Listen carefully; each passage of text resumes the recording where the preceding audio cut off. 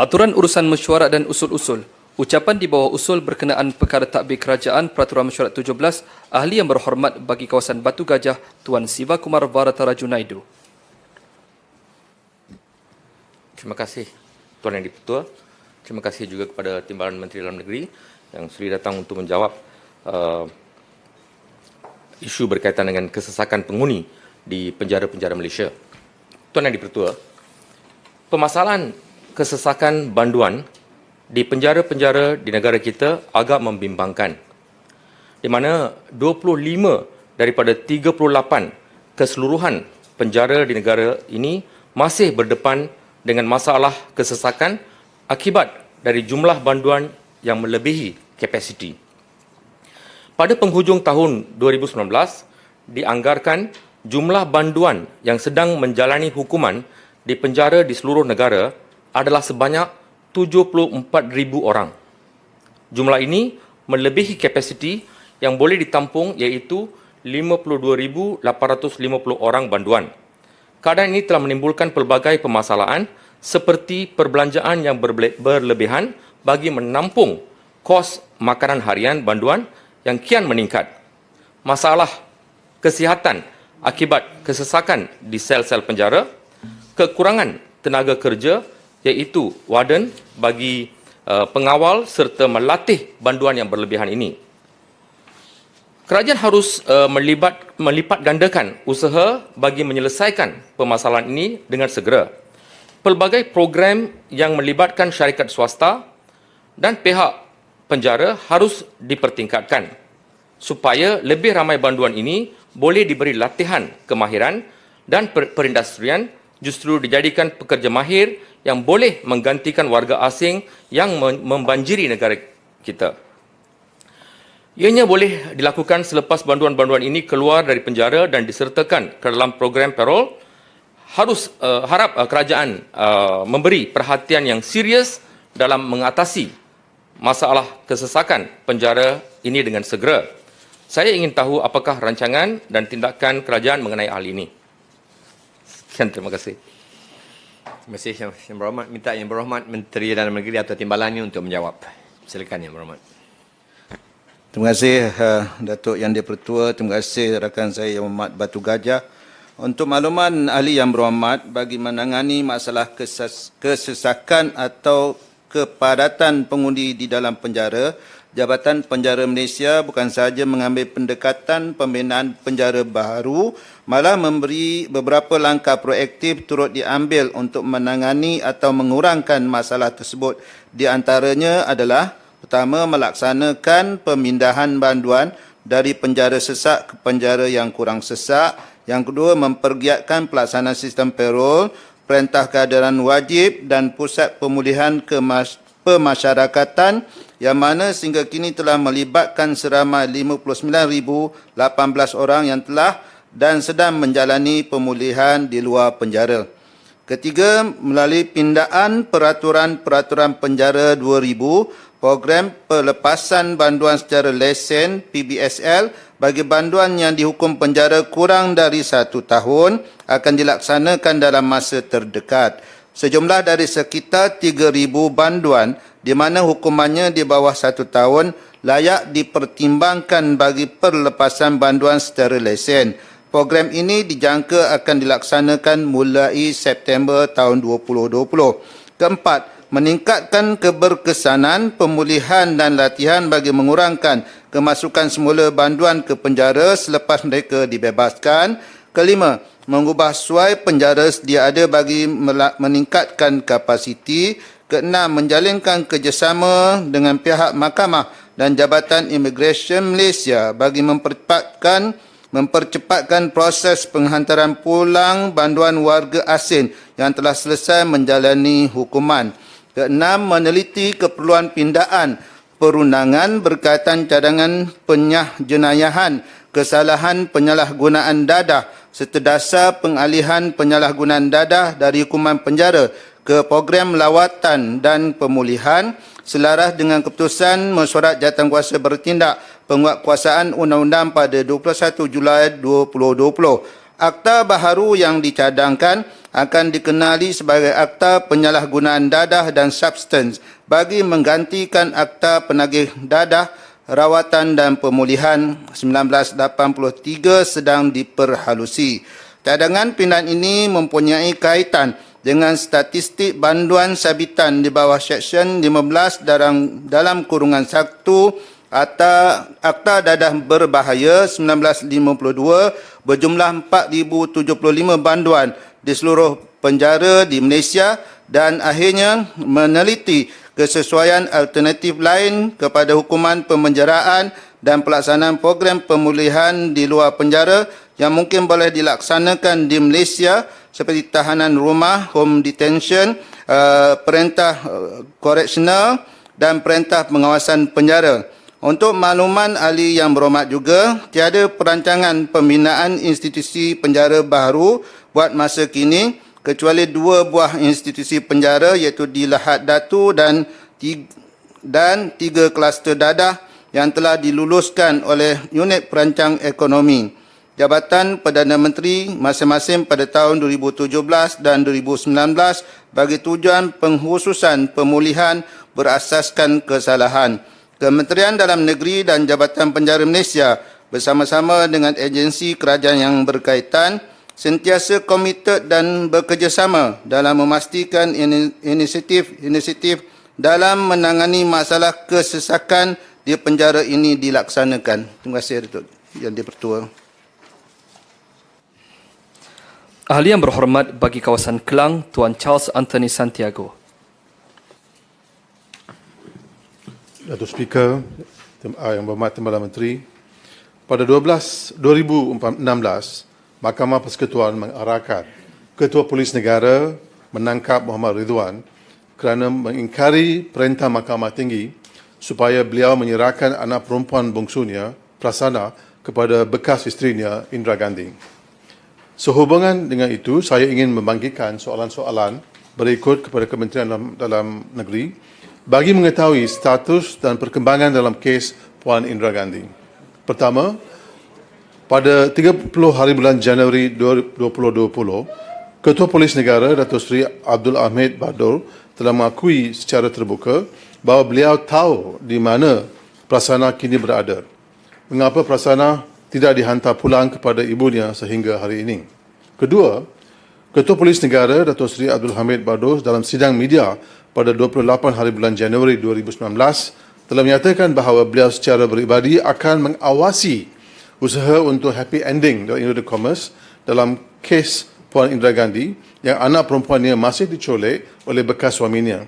Apakah status happy ending seperti mana dihuraikan oleh Ketua Polis Negara? Ketiga, mengapa PDRM tidak bersetuju untuk mengklasifikasikan semula kes Indira Gandhi seperti yang diminta berulang kali oleh Puan Indira Gandhi kepada missing child sejak anak beliau hilang pada tahun 2009. Dan keempat, Tuan Speaker, apakah kemajuan dan peranan pasukan petugas khas Indira Gandhi yang diketuai oleh Dr. Khuzair DCID sejak 19 April 2020? Dan akhir sekali, mohon menyatakan kronologi usaha-usaha yang dilakukan oleh pihak PDRM dalam menemui Prasanna. Sekian, terima kasih. Terima kasih Yang Berhormat Bandar Kelang. Minta Yang Berhormat Menteri Dalam Negeri timbalannya menjawab sekali lagi.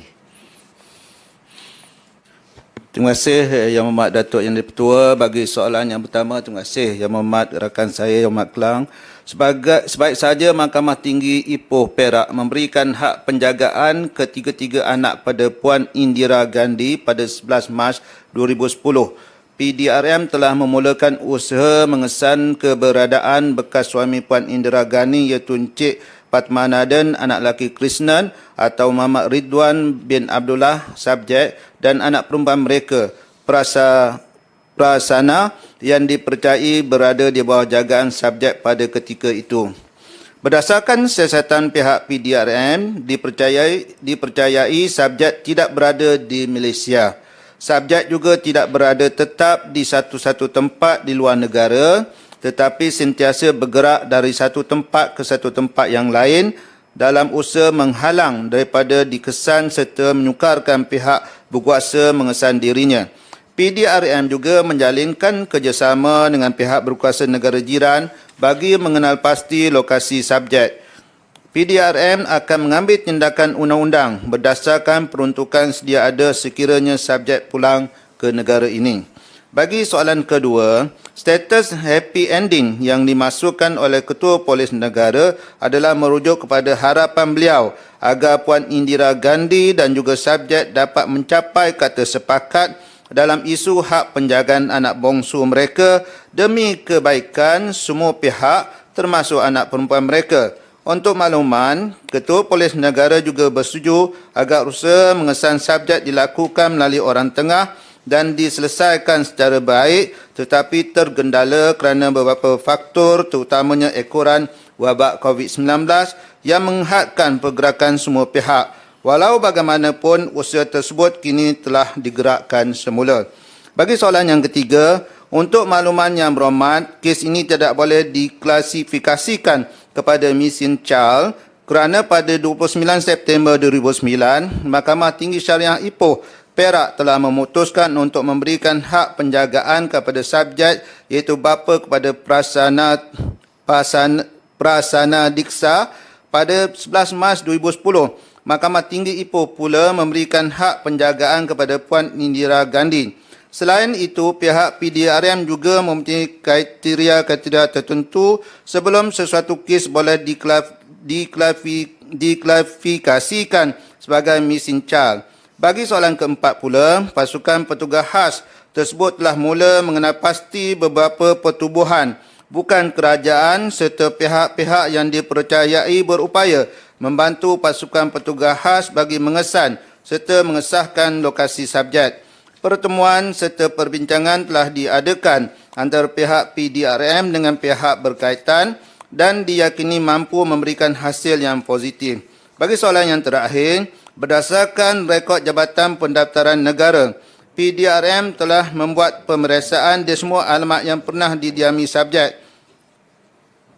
Namun didapati subjek tidak lagi menetap di alamat-alamat tersebut.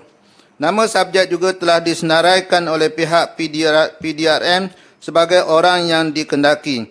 Malah permohonan senarai perkeliling khas SPKA telah dibuat bagi memantau pergerakan keluar masuk negara.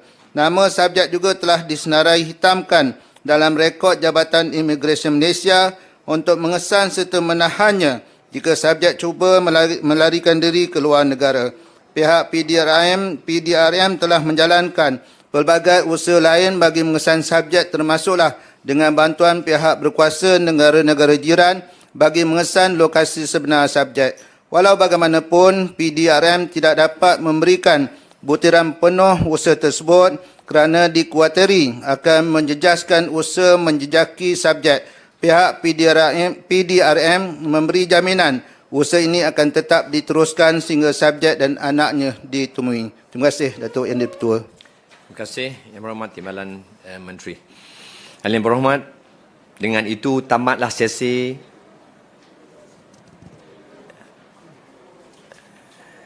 pada hari ini. Sila. Perbahasan usul di bawah Peraturan Mesyuarat 18.1.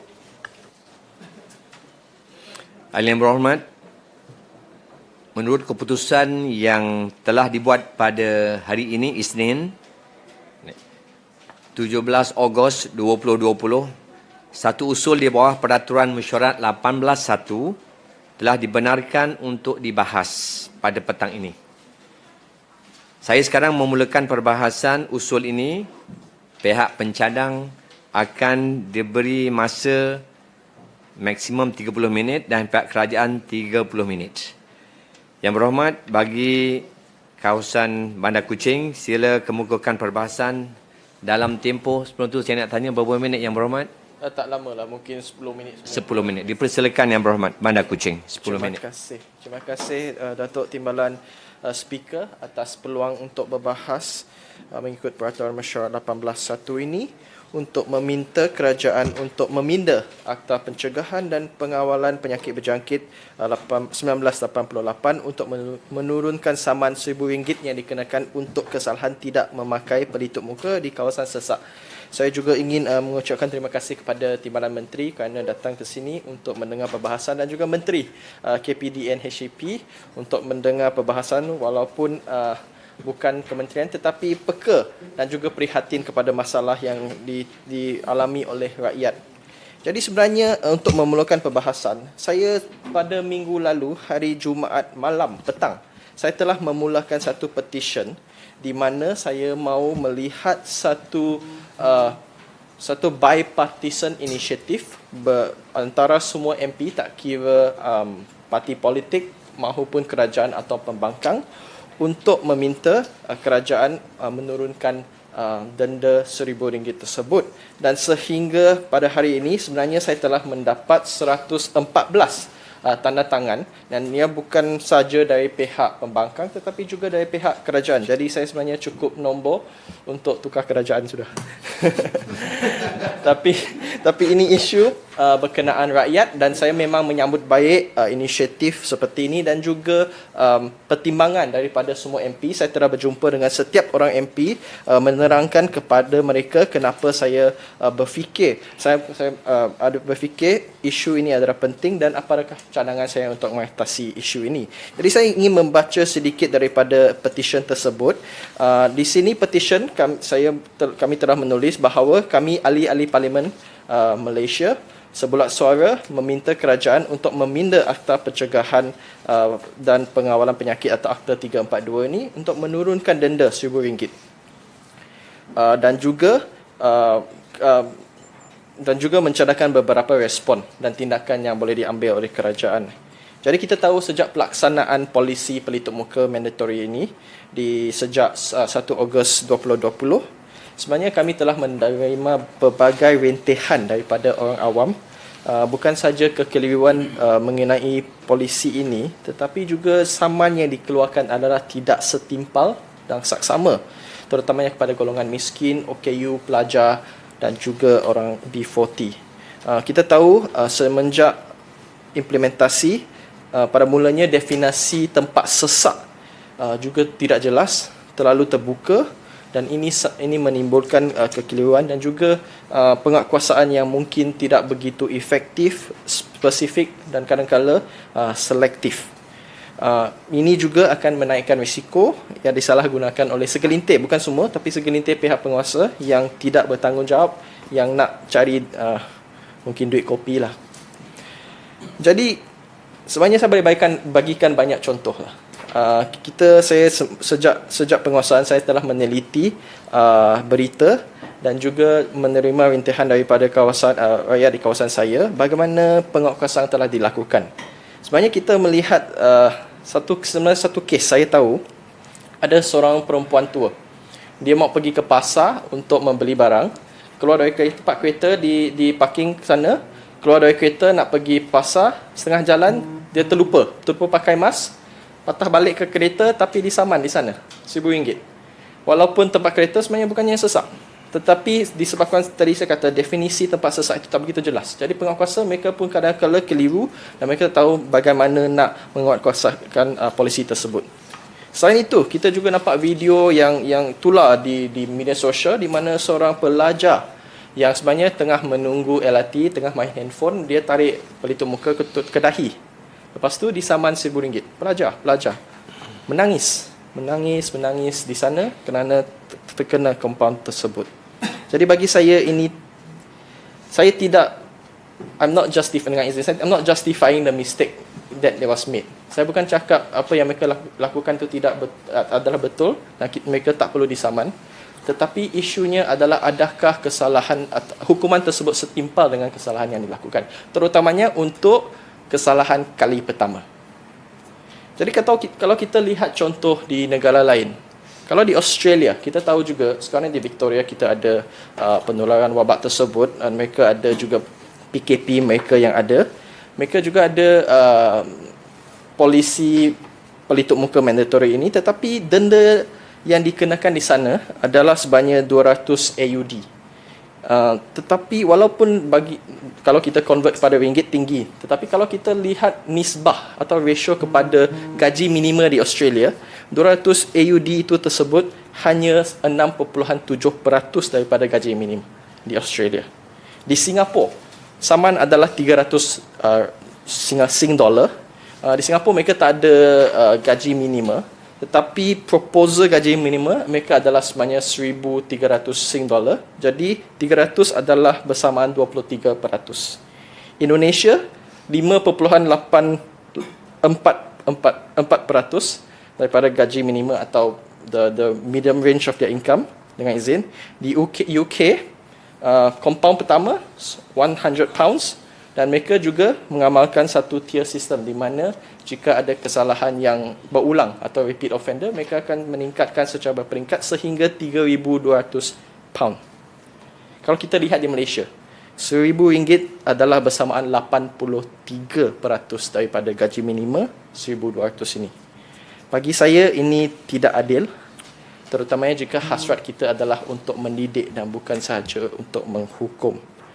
Kalau kita melihat contoh lain seperti kesalahan kesihatan awam yang lain, termasuk merokok di kawasan awam, denda yang dikenakan adalah RM250. Seperti menteri yang melakukan kesilapan merokok dalam parlimen juga membayar saman RM250. Dan timbalan menteri sebagai seorang doktor pun tahu sebenarnya rokok tu sangat berbahaya. Banyak penyakit yang disebabkan rokok dan kita tak boleh kata rokok tu sebenarnya tak sebahaya virus COVID ini. Jadi jika saman tersebut 250, kenapa bagi saya kesalahan untuk pelitup muka tak boleh ikut baseline tersebut? Kalau kita lihat saman lain, saman JPJ kepada kesalahan jalan raya yang mungkin juga boleh mengakibatkan kematian, kecederaan dan semua. Saman tersebut lebih kurang RM300 ataupun kadang-kala mereka boleh dapat diskaun RM150. Jadi bagi saya itulah baseline yang kita haruslah lihat dan itulah baseline cadangan yang saya ingin berikan kepada pihak kementerian untuk dipertimbangkan. Jadi kami memang bercadang agar kerajaan untuk meminda Akta 342 ni untuk memperkenalkan satu denda secara berperingkat atau dengan izin tier system di mana kesalahan kali pertama atau first time offenders adalah RM250 mengikut baseline yang saya katakan tadi. Kesalahan kali kedua mungkin RM500 dan seterusnya RM1,000 dan apa yang dicadangkan oleh kerajaan.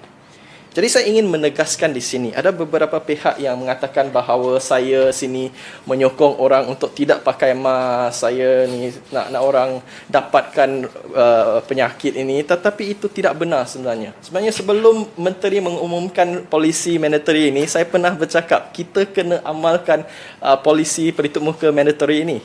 Tetapi apa yang saya cadangkan adalah undang-undang atau polisi itu haruslah berpatutan dan satu kompaun yang lebih saksama, munasabah dan lebih bertimbang rasa. Jadi sistem berperingkat atau tier sistem ini bagi saya memang lebih saksama, terutamanya jika melibatkan orang miskin, orang yang terkesan akibat kegawatan ekonomi yang kita alami sekarang, dan mungkin ada yang dengan izin make an honest mistake.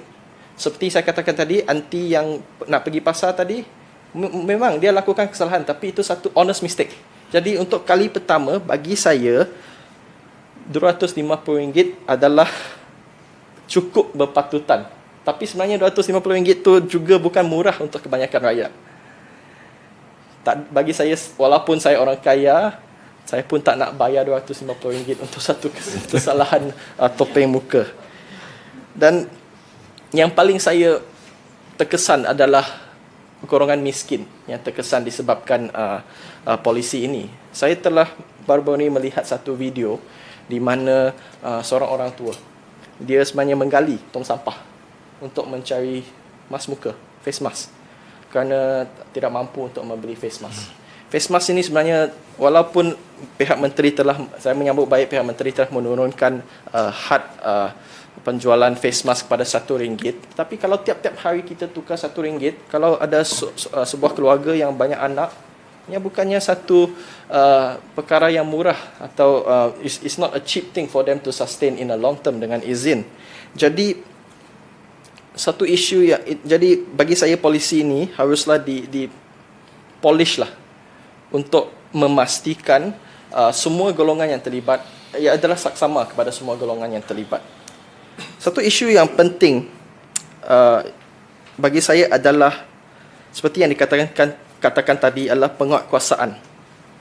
Kalau kita ada saman yang terlalu tinggi, RM1,000, apa yang berlaku adalah kita mungkin mengundang atau meningkatkan risiko amalan rasuah atau duit kopi di kalangan segelintir, bukan semua, segelintir pihak penguasa yang nak cari duit kopi atau side income lah. Kerana kalau RM1,000, saya akan buat satu trap lah.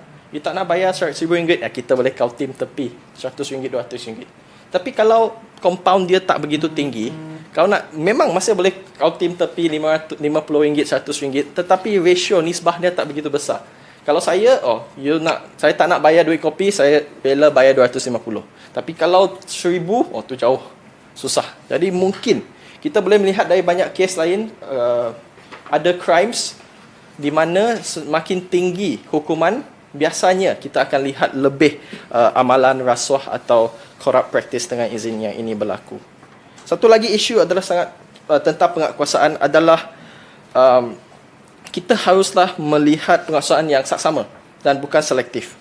Satu lagi, bagi saya, sebelum saya pergi sana, bagi saya penguatkuasaan adalah perkara yang sangat penting. Bukan sahaja jumlah fine tersebut. Jika penguatkuasaan sentiasa dilakukan, RM250 tersebut, orang lihat, banyak orang kena tangkap, 250, orang pun akan bimbang. For me, that is sufficient as a deterrent. Kalaupun hukuman RM10,000, walaupun kalau tak ada penguatkuasaan, orang pun tak takut.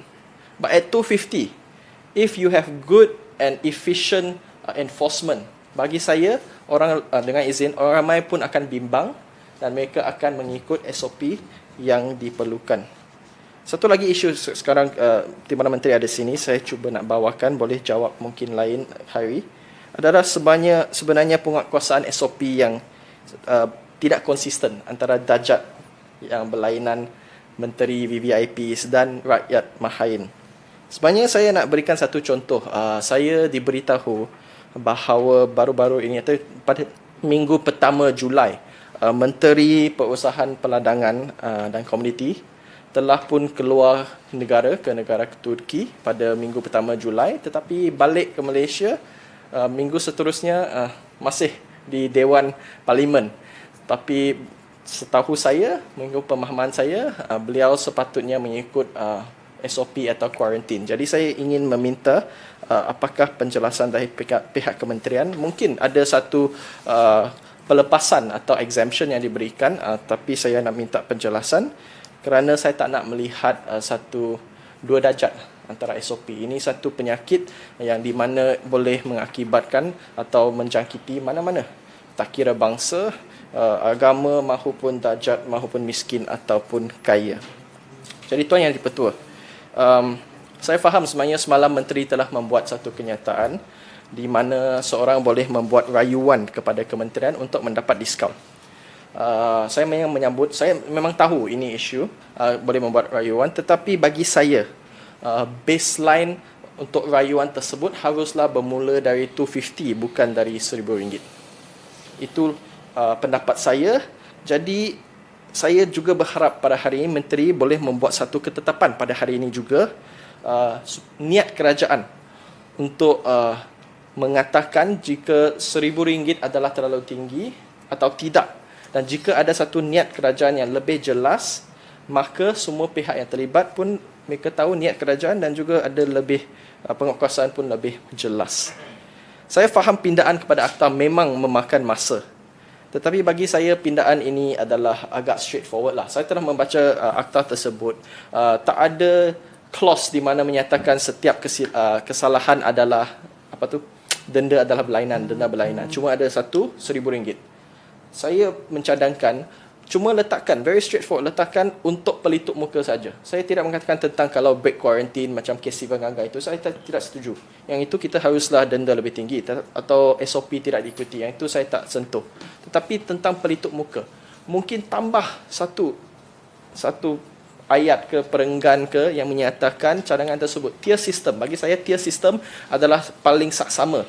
Kerana mungkin juga ada yang sengaja tidak mau ikut, tak mau pakai, tak mau ikut peraturan ini. Ya, mereka yang repeat offenders kita bagi hukuman lebih tinggi, tetapi kita nak jaga orang miskin dan mungkin mereka yang melakukan kesilapan secara tidak sengaja, honest mistake. Jadi masukkanlah pindaan khas khusus untuk kesalahan pelitup muka dalam atas ini. Kita boleh usahakan cepat minggu ini dan kita mungkin boleh bentang minggu depan dalam sesi ini kita dapat luluskan, dan saya telah mendapat 114 signature, guarantee lulus punya. Jadi selain itu saya juga menyarankan kerajaan untuk mencari jalan untuk menyediakan pelitup muka percuma, terutamanya untuk golongan miskin B40.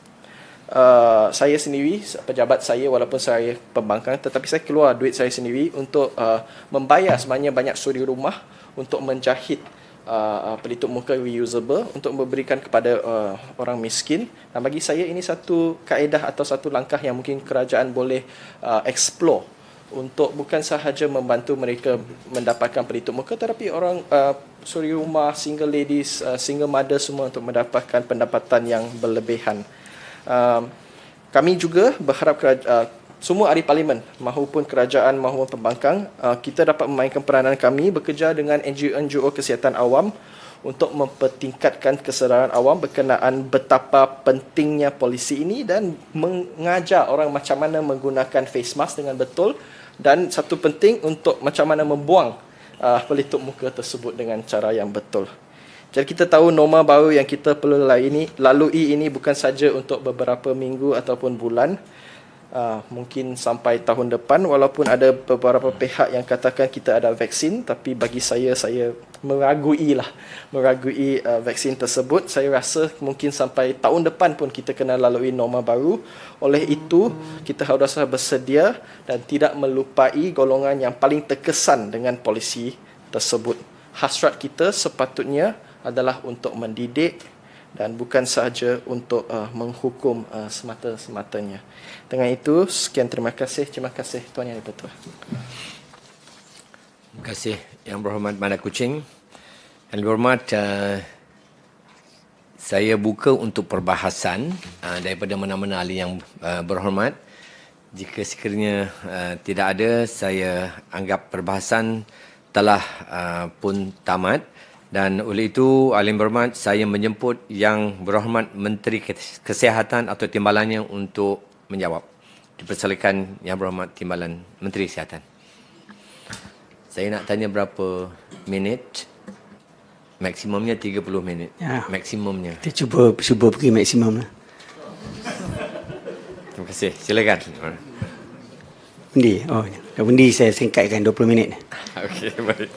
Nahmaduhu wa nashkuruhu wa nusalli wa nusallimu ala rasulihil karim.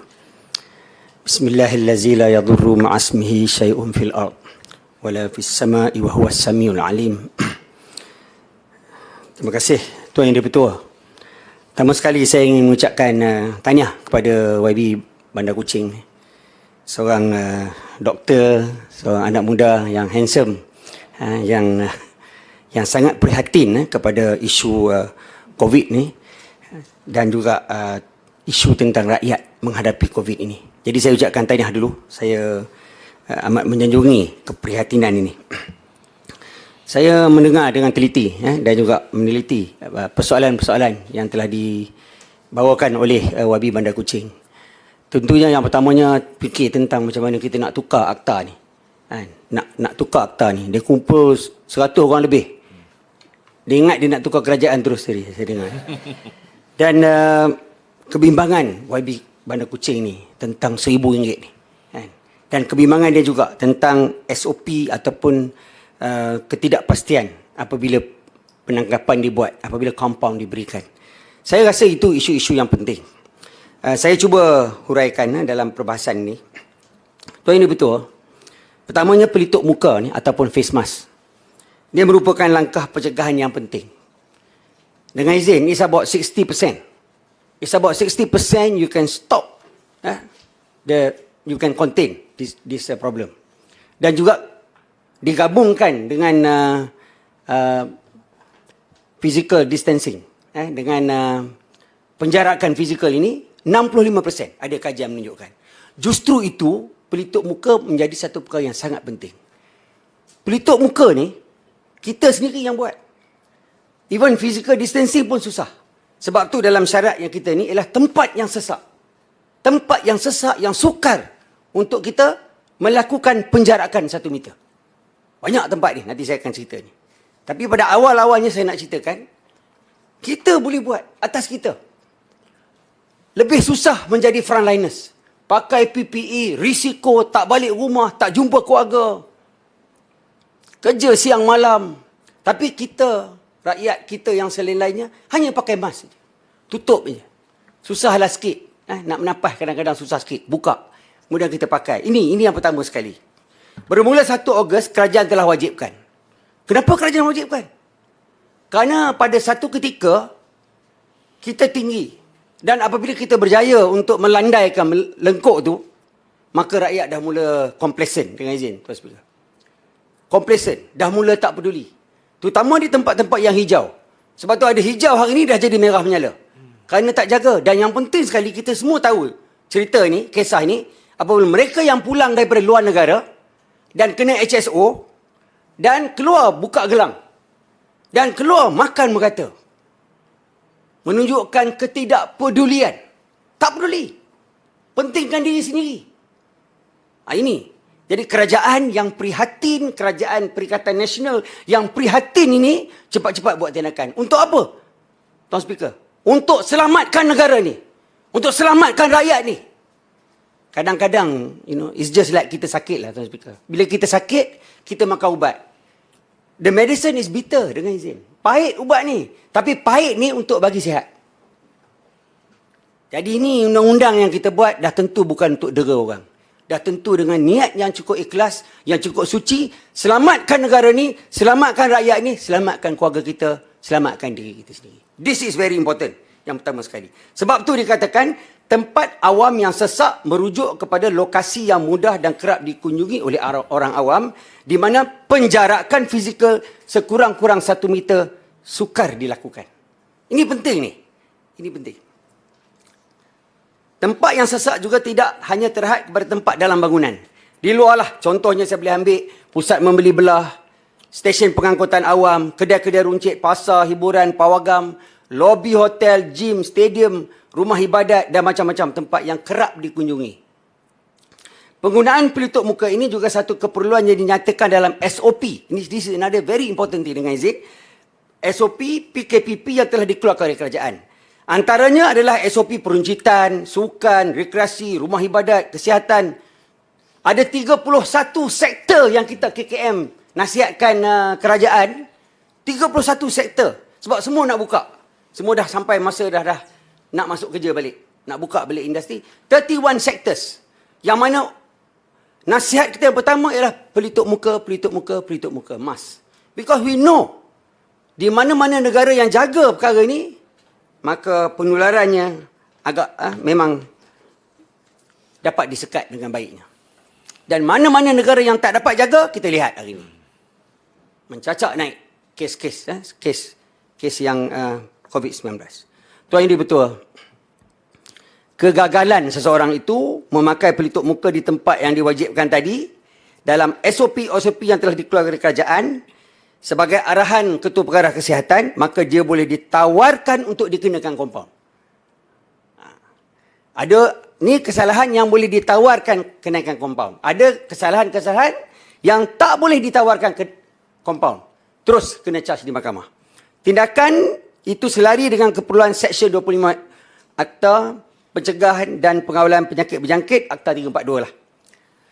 Saya nak bacakan Seksyen 25 sedikit. Tajuk mengkompaunkan kesalahan. Ketua Pengarah atau mana-mana pegawai awam yang diberikan kuasa olehnya bagi maksud ini secara bertulis boleh mengkompaunkan apa-apa kesalahan di bawah akta ini atau mana-mana peraturan di bawah akta ini yang telah ditetapkan oleh peraturan-peraturan sebagai boleh kompaun dengan mendapatkan dari pesalah itu sejumlah wang yang tidak melebihi RM1,000. Merujuk kepada peruntukan di atas, kuasa untuk mengenakan kompaun kepada mana-mana pesalah yang melakukan kesalahan atau mana-mana peraturan yang dibuat di bawah Akta 342 terletak kepada Ketua Pengarah Kesihatan atau mana-mana pegawai awam yang telah diberikan kuasa. Walau bagaimanapun, ini clause penting ni. Clause ni banyak orang tak tahu. Tak tahu, rakyat tak tahu. Saya pun dulu tak tahu. Bila dah terpaksa ni saya korek baca betul-betul, tanya pegawai-pegawai. Walau bagaimanapun, kuasa untuk mengkompaun di bawah Seksyen 25 tertakluk kepada izin dari pendakwa raya atau peguam negara. He is the final person. Ini adalah selaras dengan perkara 145/3 Perlembagaan Persekutuan yang memperuntukkan seperti yang berikut. Perkara 145/3 Peguam negara hendaklah mempunyai kuasa yang boleh dijalankan menurut budi bicara untuk memulakan, menjalankan, memberhentikan apa-apa prosiding bagi sesuatu kesalahan selain prosiding di hadapan mahkamah syariah, mahkamah anak negeri atau mahkamah tentera. Jadi menurut peruntukan ini, hanya peguam negara yang mempunyai kuasa untuk memulakan, menjalankan atau menghentikan apa-apa prosiding bagi suatu kesalahan. Kompaun adalah salah satu tindakan awal prosiding jenayah di mana kegagalan membayar kompaun akan dikenakan akan menyebabkan sesuatu tindakan pendakwaan dimulakan di mahkamah. If you don't want to pay, dengan izin. If you don't want to pay, if you cannot pay, bila you telah dikompaunkan dengan sebab-sebab tertentu, maka prosedur mahkamah akan bergerak. Oleh itu, sebelum Ketua Pengarah Kesihatan atau mana-mana pegawai awam yang telah diberikan kuasa secara bertulis melaksanakan kuasa di bawah Seksyen 25 Akta 342, izin daripada pendakwa raya. Must get the green light daripada pendakwa raya untuk mengkompaunkan individu yang melakukan kesalahan hendaklah diperolehi terlebih dahulu. Bagi memastikan tindakan mengkompaun menurut peruntukan Seksyen 25 Akta 342 tersebut tidak ultra-virus. Kompaun yang dikeluarkan bagi kesalahan tersebut adalah di bawah Peraturan 10, Peraturan Pencegahan dan Pengawalan Penyakit Berjangkit. Walaupun Akta 342 memberi kuasa kepada Ketua Pengarah Kesihatan atau mana-mana pegawai yang diberi kuasa olehnya untuk mengkompaunkan kesalahan-kesalahan di bawah Akta 342 atau mana-mana peraturan yang dibuat di bawah Akta ini, namun kuasa tersebut tidaklah bersifat automatik. It's not automatic. It's not automatic. Dia bukan semudah tu. Kompaun, denda 1,000. Kompaun, tarik 1,000. Dan menyebabkan orang derita dan susah. It's not like that. Tetapi tertakluk kepada izin mengkompaunkan dari pendakwa raya. Dalam hal ini, tuan yang betul, kerajaan telah memutuskan bahawa kadar kompaun dikenakan adalah 1,000. Penentuan untuk mengkompaunkan suatu kesalahan dibuat setelah menimbangkan elemen-elemen kesalahan yang telah dilakukan. Timbang dulu, cek dulu dan sebagainya. Seperti yang YB Bandar Kuching kata tadi, adalah segelintirnya. Sebab nila setitik rosak susu sebelanga. Adalah segelintirnya. Yang tak peduli, yang jahat, yang langgar undang-undang, yang nak cari duit kopi, yang cari peluang. Yang ni di mana-mana dalam dunia pun ada. Memanglah, yang ni kita kena tangkap sebenarnya. Yang ni lah kita kena tangkap sebab kerana dia rosak hasrat suci murni kerajaan untuk menjaga rakyat, untuk menyelamatkan negara ni supaya orang dapat hidup sehat dan supaya industri supaya dapat dijalankan. Tak dapat dijalankan kerana ada segelintir yang YB Bandar Kuching kata tadi. Itulah.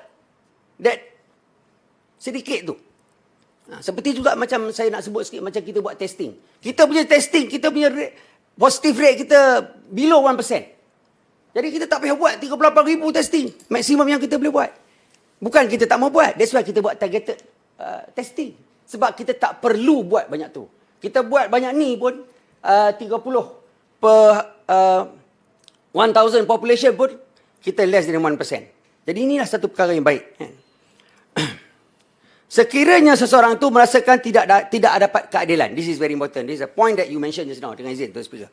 Sekiranya seseorang merasakan tidak mendapat keadilan. Dia menolak tawaran kompaun yang dikenakan. Sekiranya tawaran kompaun itu ditolak atau gagal dibayar, maka Ketua Pengarah Kesihatan boleh merujuk perkara tersebut kepada bahagian pendakwaan atau pejabat pendakwaan negeri wilayah persekutuan yang berkenaan untuk arahan pendakwaan selanjutnya. Jika pendakwa raya berpandangan bahawa terdapat keterangan yang mencukupi untuk membuktikan kesalahan, maka kes akan dibawa ke mahkamah untuk dibicarakan. Cara mahkamah, hakim buat keputusan. Yes, I know tadi tidak sengaja, terlupa, sekejap saja. Kita boleh cakap dengan pegawai penguatkuasa. Kita boleh cakap. Dan kalau kita rasa tidak diadili dengan baik, kita tak payah bayar. Kita tak mau bayar. Dan kita akan dibawa, kes ni akan dibawa ke atas. Tuan Speaker, permohonan rayuan denda untuk diturunkan boleh dibuatkan di mahkamah. Ini maksud Yang Berhormat Menteri, Menteri Kanan, Pertahanan. Kerana ianya dalam budi bicara hakim. Ianya dalam budi bicara hakim di mahkamah. Tuan Yang Dipertua, saya ingin juga hari ini bawa sedikit betapa pentingnya peranan rakyat. Kerajaan telah buat macam-macam. Dari aspek public health, dari aspek hospital, dari aspek makmal, dari aspek nasihat dan sebagainya, dari aspek mental health.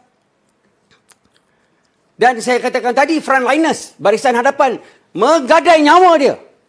Pakai PPE, tak balik rumah, menderita, macam-macam kita dengar cerita. Keluhan dan sebagainya. Tapi apa kita rakyat nak buat korban? Ni saya nak sebut yang ni. Kita hanya pakai mask saja. Suruh pakai mask saja. Kita naklah jadi rakyat yang bertanggungjawab. Rakyat yang ada social responsibility dengan izin. Kita naklah jadi rakyat yang bercukup berdisiplin. Bukan susah sangat. Ni saya sebenarnya nak demo tadi ni. Tapi saya ingat masa dah tak cukup ni. Saya bawa plastik ni. Kalau tak ada plastik, tak boleh buka. Kalau buka, jangan sangkut dekat dagu. Jangan sangkut dekat dahi. Ini semua pencemaran. Jadi kalau kita pakai salah, seolah-olah kita tak pakai. Tak pakai. Dan setelah dinasihatkan oleh kerajaan melalui KKM, nasihat tiap-tiap hari. Tan Sri, Ketua Pengarah pun dah nasihat tiap-tiap hari. Tiap-tiap petang nasihat. Wash. 3W, 3S. Kita dah nasihat dah macam-macam. Masih buat juga lagi. Masih terupa juga lagi. Memanglah. Maknanya gelaplah hati dia. Kan? Sebab dia masih lupa lagi. So kita sama kita lah. Kita nasihat. Masihlah Wabi Bandar Kuching. Kita nasihat sesama kita. So kita jangan lupa. Kita tegur. Saya dah berbincang dengan Tuan Speaker sebenarnya. Tuan Speaker hari tu dia tanya saya kan. Saya kata kita bawa. Kalau boleh kita buat plakat. Plakat. Social distancing. Jalan je. Jangan cakap. Cakap lagi marah pula. Hanya aku tak tahu dia dah. Kan? Jadi kita bila jalan nampak. Bila jalannya pakai mask. Pakai mask. Jadi kita semua akan menjaga. Sebab apa? Sebab ini untuk keselamatan kita sebenarnya. Jadi apa yang kita nak ni adalah social distancing. Dan ini tandanya kita cinta. Kita protect family kita. Kita cintakan kawan-kawan kita. Cintakan rakyat ni. Cintakan negara kita. Ini, Tuan Speaker, ini bulan kemerdekaan. Malaysia prihatin. YB ada 5 minit lagi. 5 minit lagi. Saya tak puas ni rasa. 3.26. Kalau tadi 20 minit, 3.26. Tapi, saya punya point dah nak habis, Tuan Speaker. Tak apa. Jadi, saya nak sebut sikit ni. Sebab masa sekarang ni cinta. Kemerdekaan. Kan? Jadi, kita dah kata Malaysia prihatin. Kita jaga sama kita. Dan juga kita dah nyatakan ni, sambut 50 tahun. Kita punya prinsip rukun negara. Kan? Kesetiaan pada raja negara, kedaulatan undang-undang. Jadi, kita kena jaga ini. Sebab tak jagalah hari ni kita tengok Kedah yang hijau telah jadi merah. Sebab tak jagalah hari ni kita tengok macam-macam kluster turun. Jadi sebab tu kerajaan buat ini adalah untuk menyelamatkan negara. Jadi tentang persoalan kita nak tukar akta tu tak timbul sebenarnya. Sebab dia ada peraturan-peraturan dia yang dia adalah dinamik, boleh berubah. Apa-apa saja boleh berubah sebab dia dinamik. Ikut kes dan sebagainya. Orang tanya saya sampai bila PKP akan diteruskan. Ikut kes kita macam mana. Tengok hari itu terpaksa lockdown. Targeted lockdown, Temco dan sebagainya. Walau bagaimanapun, saya sekali lagi, Tuan Speaker, saya nak ucapkan berbanyak terima kasih pada Bandar Kuching. Saya menyanjungi keprihatinan dia. Dan saya mengambil kira semua cadangan-cadangan tadi. Ada pegawai-pegawai di belakang mencatat cadangan-cadangan tadi. KKM akan bawa perkara-perkara yang disebut tadi ke mesyuarat khas menteri-menteri bagi PKPP yang akan dipengerusikan oleh Yang Berhormat Menteri Kanan Pertahanan. Pagi esok ada satu meeting. Dan saya dah bincang dengan Yang Berhormat Menteri. Perkara-perkara yang dibawa tadi akan dibincangkan dan akan secara lanjut dan akan diberi pertimbangan. Mudah-mudahan negara kita ni selamat daripada bencana wabak ini. Terima kasih, Tuan Speaker. Terima kasih Yang Berhormat Timbalan Menteri Kesihatan di atas jawapan tadi. Yang Berhormat, masa sudah cukup dalam perbahasan di bawah Peraturan Mesyuarat 18.1 dan dengan demikian saya tutup perbahasan ini. Yang Berhormat, mesyuarat Kamar Khas ini ditangguhkan sehingga jam 2.30 petang esok Selasa 18 Ogos 2020. Terima kasih Yang Berhormat.